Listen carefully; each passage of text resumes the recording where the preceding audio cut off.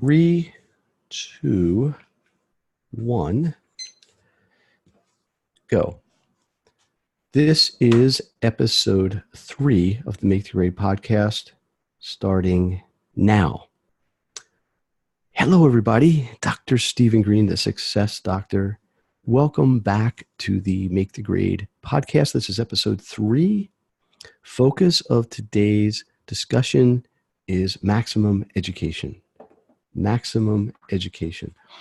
And as I mentioned prior, this is the third in a series of 3 podcasts, which discussed the 3 main services and available ways that Make the Grade may be able to help you to help your child to reach their goals. So let's get right into it today. Maximum Education is a title of a book that I wrote and published. It's actually officially called Maximum Education, The Ultimate Guide to Optimal Academics. The purpose of the book is very simple. I want to give you and students better ways to manage your time, to manage information, and to have a daily action plan. I'm going to talk about some of them today. They're all in the book, but I'm also going to talk about some case studies of how people have used them and have had some great success with them. But the idea is this is all about taking action. This is all about doing things, not thinking about doing things. This is about doing things. So, number 1, time management. Students, people in school, one of the biggest complaints I get in my tutoring business, my academic support business, is we just don't have enough time. I need 2 more hours every day. So many students get up early. They go to school. They're in school till 2 or 3 or 4 o'clock. They go to a practice for sports or club or band or gymnastics or whatever. They get home at 6:30. They've got 3 hours of homework. They're exhausted. They collapse, and then they wake up the next day and do it again. So tenet number 1 is time management. The way I'm going to suggest with time management is, number 1, you have to have a way to do it. A lot of people now have gotten away from notebooks and pencils and paper and the sort of old school, having a diary, place to write things down, and they do it online. So for the purposes of today's discussion, I'm going to kind of assume you can do it on paper or online. I may make specific references to one or the other. But either way, 100%, you have to have a place to get everything in one place. There are several examples in the book. I unfortunately can't show them on a podcast, but so I call this calendaring. The time management piece, this is one of them. So what we do is we get a document, and on the document, we list all the classes, all the work that's required in each of those classes. That's fine. That's probably not particularly new news for anybody.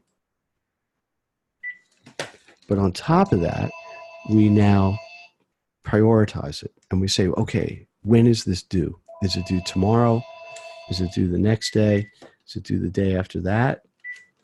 And we work with it that way. So now we are, A, getting all the information in one place.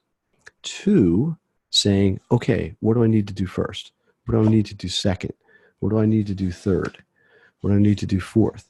More importantly, when is it due? And what would be considered completed?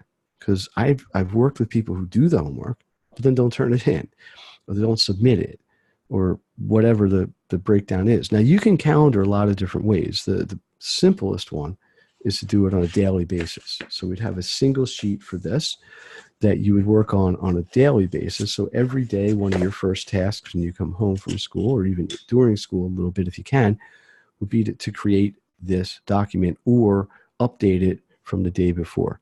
You can also keep weekly and monthly calendars.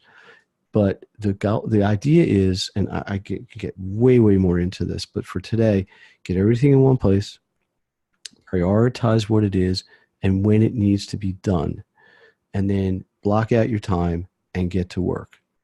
It's simple, doesn't sound that complicated, but just doing it and doing it consistently makes a huge difference. So tenet number 1 of Maximum Education is time management. Number 2 is information management. it's fairly obvious that somebody in school has a lot of information they need to handle. Some of it has to be memorized, some of it has to be organized, some of it has to be accessible when they need it.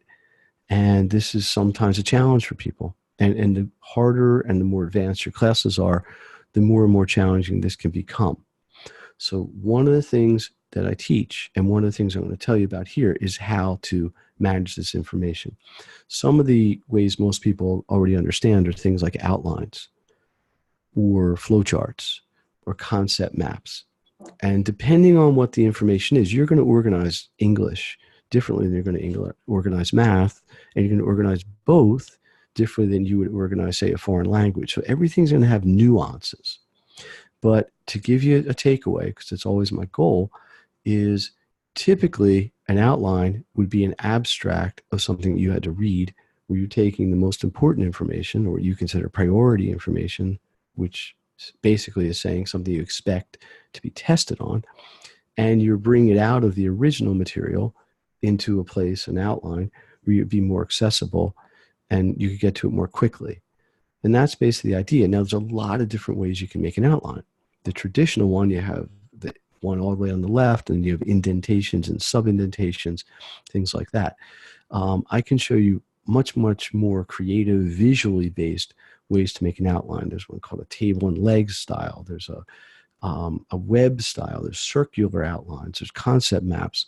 There's a lot of pretty neat things you can do. It can be the same information, but sometimes the same information just organized differently can be easier to learn or easier to remember.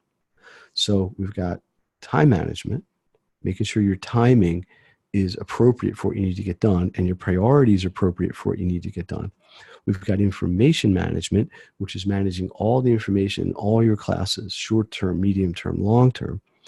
And then the third piece is a daily action plan, daily action success plan. I guess if you want the full name of it, but that's putting it all together consistently every day. Success is the result of consistent effort. There's really no shortcut to that, for better or worse. So every day, student manages their time well, gets their calendars together, lists their work, prioritizes when it needs to get done, plans ahead for future events, organizes their information, reshuffles it, outlines it, concept maps it, whatever, in a way that makes the most sense to them, and then does that every day in addition to planning ahead for what's coming next week or the week after. And this is basically the Maximum Education system.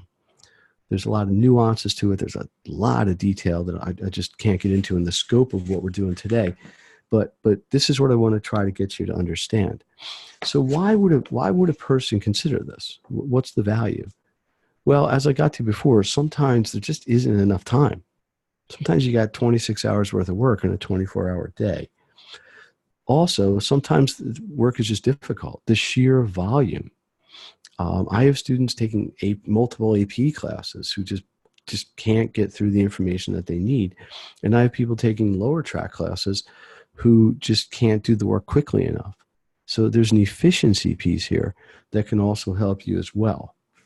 And these are all things that we address and work on and improve. Now, the goal always is to create independence with the student. Once they have the systems and once they have the management of it, and now they can break away and work independently and just be, basically, the goal is just to become the best student that you can be. So let me talk about just a couple of case studies, and there's a bunch of them in the book. So I'm going to just quote a few of them and kind of just give you some ideas. So the first one I'm going to talk about, and this is what the parents said to me. So my daughter's always behind in school. Just can never seem to catch up. When they look at her grade report, the report card, she's always missing homework, which hurts the grades. And they feel like it's not that she doesn't understand how to do it. She's just not doing it or not getting to it. So basically, when I started to work with this student, the first thing we did was make a list of everything. I mean, everything it had to be due and when it was due. And lo and behold, there were, oh yeah, I forgot that. I was discovering things that she needed to do. that weren't on in her notes. Now, obviously, it's difficult to do an assignment that you don't remember that you have to do. So I was able to figure out in the first week that almost a third of the homework she wasn't doing, she never wrote down or remembered that she had to do to begin with.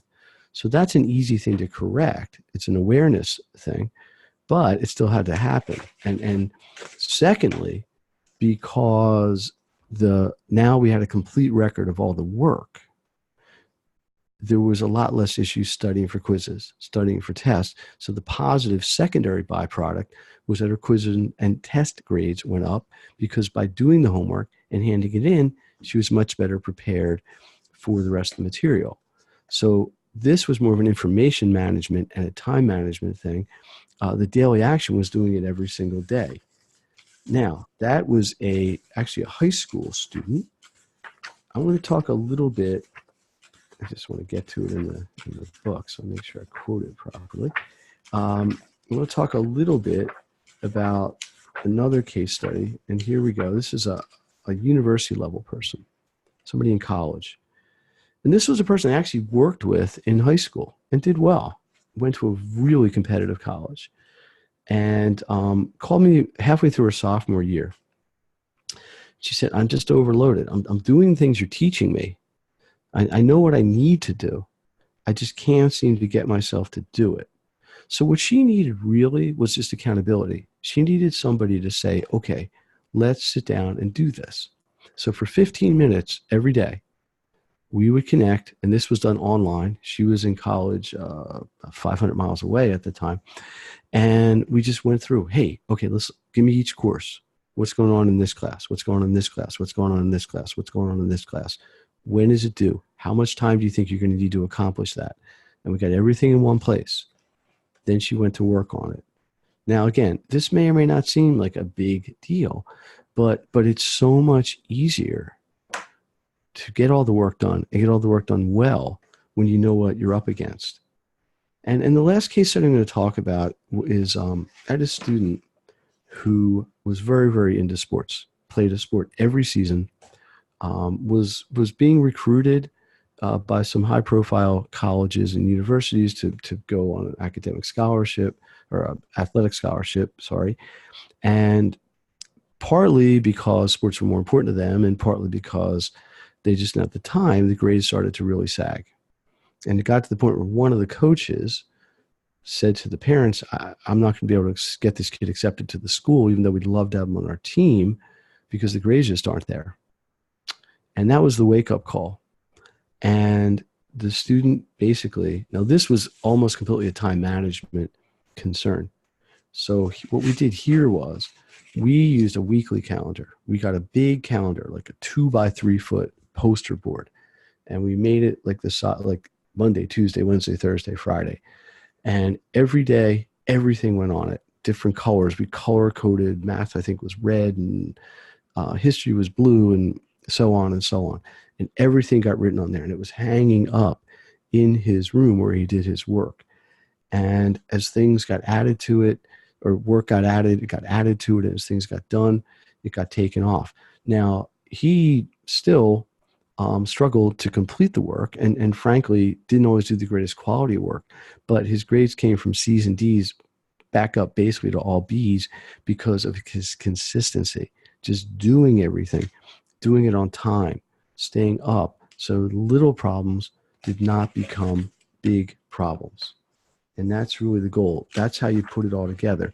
So you take a time management piece, you take an information management piece, you take a daily action with the two of them, bring it all together. It's a recipe for success, consistent success. So let me wrap up here and kind of just summarize what's going on in the last few weeks.